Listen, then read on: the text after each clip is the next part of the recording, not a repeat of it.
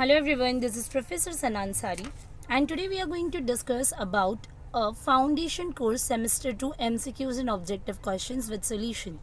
And this is nothing but the textbook objective question, and the chapter number is chapter number 5, and the chapter name is Managing Stress and Conflict in Contemporary Society. Friends, I would like to inform you today I am going to make this video just because of the demand of my viewers. So here let's start this topic here. So this is nothing but the objectives and MCQs question, or basically if your college is conducting online examination, or if you want to learn the objectives of chapter number 5, so you can go through this video. So here we have some textbook objective question which is already mentioned in your textbook. You can go through with the Manan Prakashan book for the semester 2 foundation course, skill enhancement course. Okay, so let's start discussing all the objectives one by one.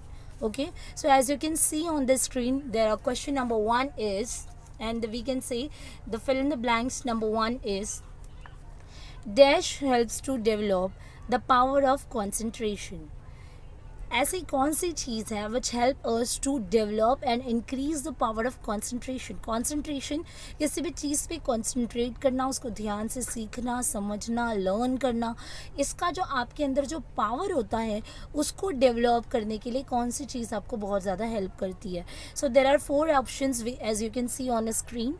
That is physical exercise which we are doing on a daily basis, that which include walking, jogging and yoga and gym.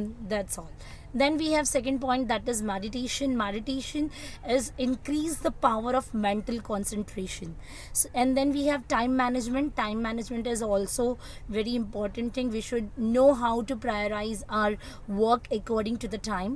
And then we have option number 4, that is social supports. Social supports from your family, friends, colleagues, neighbors, etc. So यहाँ पर question है आपका कि ऐसा कौन सा चीज़ है जो आपको हेल्प करता है आपका कॉन्सेंट्रेशन पावर को डेवलप करने के लिए. सो वो होता है आपका मेडिटेशन. बिकॉज मेडिटेशन एक्टिविटी आपने कभी प्रैक्टिस किया होगा आपकी पर्सनल लाइफ में. सो ये आपका मेंटल पावर बढ़ाता है, और जैसे जैसे मेंटल पावर बढ़ेगा so it will increase your mental concentration power. So your answer will be meditation. So यहाँ पर मैं इसको किसी एक अलग कलर से हाईलाइट कर देती हूँ आपके समझने के लिए. ठीक है. So let's proceed to the next one, that is question number 2, and you can see the MCQ number 2. Dash means forming close association with trusted friends and co-workers. इसका मतलब क्या होता है, जहाँ पर आप जो आपके फ्रेंड्स होते हैं और आपके जो को वर्कर्स होते हैं, जैसे कि आप यहाँ पर ऑर्गेनाइजेशन का एग्जांपल ले सकते हो. ऑर्गेनाइजेशन में जो भी को वर्कर्स होते हैं जो आपके साथ काम करते हैं और आपके जो कॉलीग्स एंड फ्रेंड्स होते हैं, इनके साथ क्लोज एसोसिएशन फॉर्म करना, ये क्या कहलाता है. So there are 4 option, networking, bio feedback, social support and relaxation.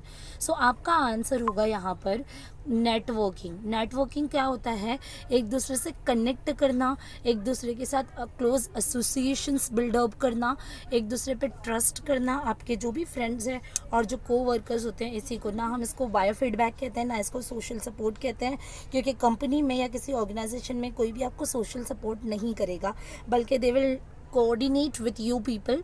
So coordination among the trusted and coordination and trust among the friends and co-workers is nothing but called networking. So your answer will be networking. Next is Maslow's identified dash set of needs. So total 5 set of needs है. इसको देखने के लिए आप आपकी book को refer कर सकते हैं, अदरवाइज़ यहाँ पर देखिए मैंने ट्राइंगल को क्रॉप करके दिखाया है. So you can see here there are total 5 needs: self actualization, ego and esteem, social, safety and security, and physiological. So there are total 5 set of needs according to the Abraham Maslow. ठीक है. So your answer will be 5. Now the next one is dash needs include appreciation and search for beauty, love for art and architects forms. So ये क्या होता है, एक aesthetic आपका एक needs होता है, जहाँ पर आप जो नेचुरल जो ब्यूटी होता है, आर्ट होता है, जैसे लाइक पेंटिंग हो गया एंड ऑल, ये सारी चीज़ से अट्रैक्ट करते हो. पेंटिंग हो गया, म्यूज़िक हो गया, डांस हो गया एंड ऑल दिस थिंग्स. सो इसे हम कहते हैं एस्थेटिक नीड्स. ठीक है. सो your answer should be aesthetic needs. Now let's proceed. Here we have a number 5, that is dash are people who conceal their opinions. Conceal करना मतलब हाइड करके रखना, हिडन रखना, छुपा हुआ रखना. Their opinions and feelings and do not take any interest in conflict resolution.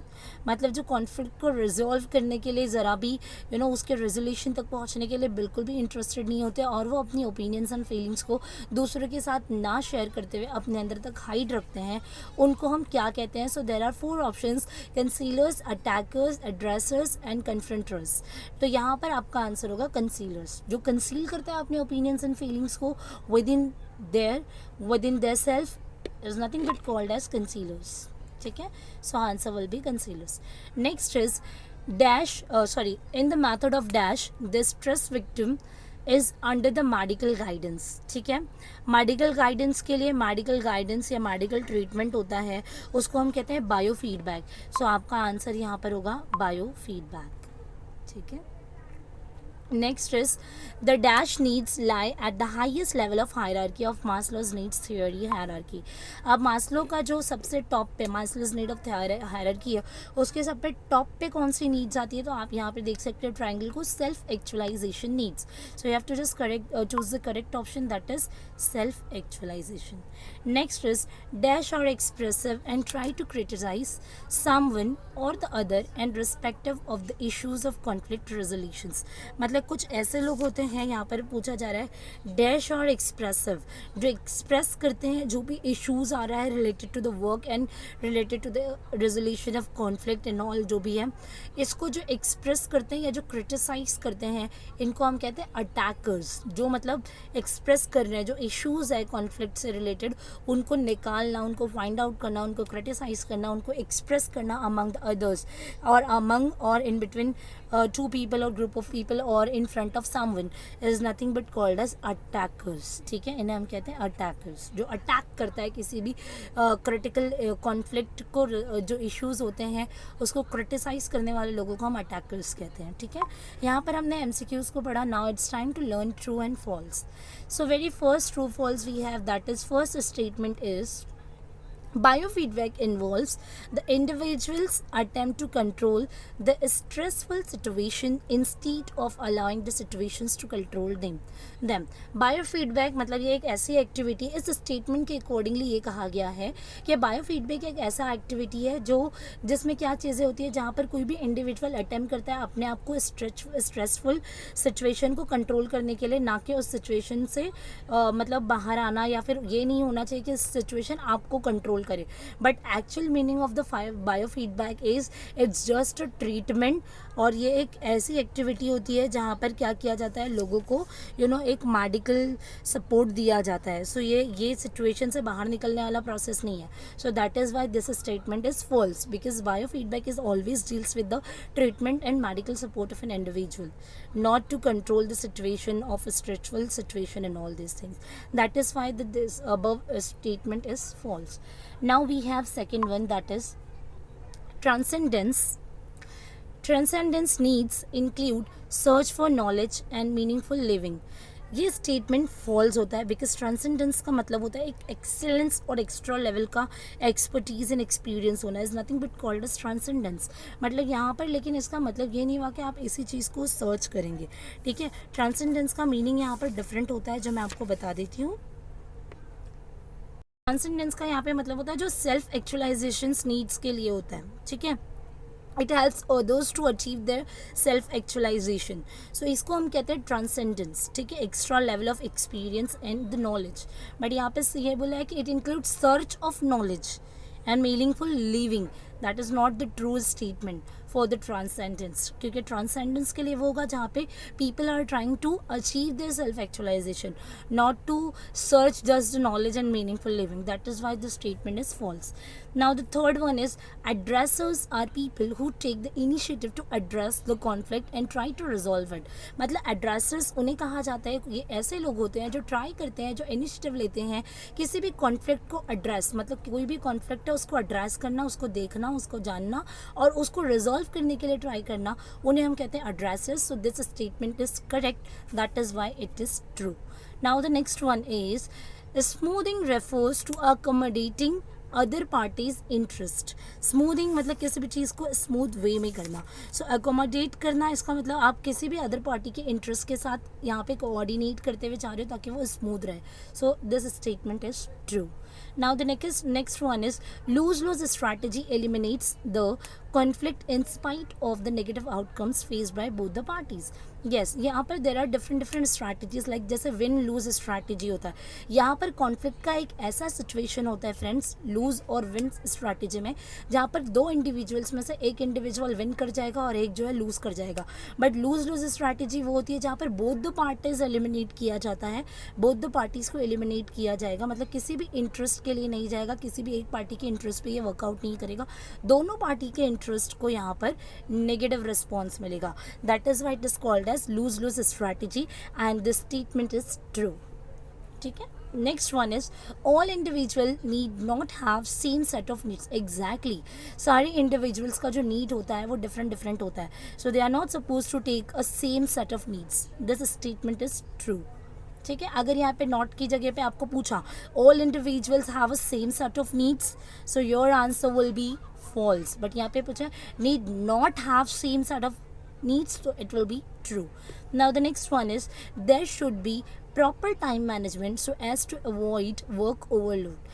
If we are doing proper time management in our organization or in our personal lives, so we can easily avoid work underload and work overload. So this statement is true. Now only the matched columns are remaining here. As you can see on the screen, there are two group A and group B. So now match the group A with the group B. Now the first point we have, that is physiological needs. Now इसको पढ़ाने से पहले it is a very important thing, it will definitely come in your examination. पहले मैं आपको यहाँ पर ये मास्लोस, अब्राहम मास्लोस थ्योरी का ये जो हायरार्की एक बार एक्सप्लेन करूँगी, तो आपको जो बेसिकली जो आपके मैच द कॉलम्स के आंसर्स है वो आराम से आप निकाल पाओगे। ठीक है, ठीक है। सो यहाँ पे देखिए, सबसे पहले आप देख पा रहे होंगे हम बॉटम से टॉप की तरफ जाएंगे। सो पहला physiological needs from the bottom. Physiological जो फिजिकल नीड्स होती है which is nothing but include basic needs like food, shelter, clothes etcetera, which is very important and basic for us, is nothing but called as physiological needs.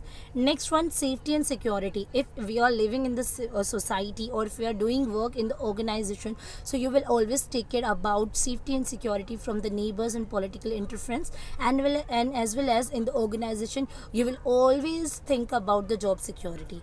Next is social needs. Social needs is nothing but inclusion of the friends, family, love and affections. Next one is ego and esteem needs.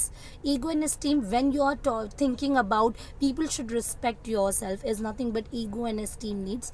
And last one is self-actualization. If you want to begin something, if you want to achieve something, if you want to achieve a good position in the organization or in the society, is nothing but where you are, determining, when you are identifying yourself as a position, is nothing but called as self-actualization. So पहला यहाँ पे पूछा जा रहा है physiological needs. तो physiological needs में क्या आता है फ्रेंड्स, बेसिक नीड्स आता है which include food, shelter and clothes. तो यहाँ पर सी में आप देख सकते हो, ठीक है, सी आएगा इसका आंसर 1 का, needs for food, clothing and shelter.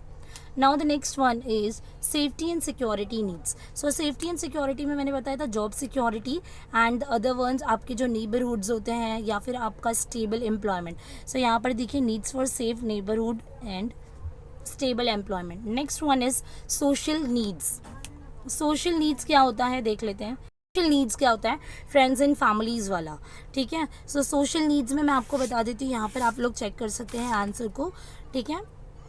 So basically इसका आंसर जो होगा, जो भी ग्रुप और कम्युनिटी में आप रहते हो वो आपकी सोशल नीड्स को फुलफिल करेगा, क्योंकि ग्रुप और कम्युनिटी से you will get some friends, colleagues and your love and affections, ठीक है। सो सोशल नीड्स के लिए आंसर होगा A, need to belong a group और community. Next one is self actualization needs. Self actualization needs में आप देख सकते हो यहाँ पे लास्ट देख पा रहे हो, need for praise and recognition from others, मतलब people should recognize you and your personality is nothing but the self actualization need. Okay, so friends, we have completed this topic here. This discussion is end here, which include the MCQs with the solution and true and false and match the columns. Hope it will definitely help to you people and others too. So definitely, if you anybody have any doubt and difficulty, so please make a comment on my YouTube channel for more videos. And that's all enough for today. Bye bye, have a nice day, take care, keep supporting, keep watching, and thank you for watching.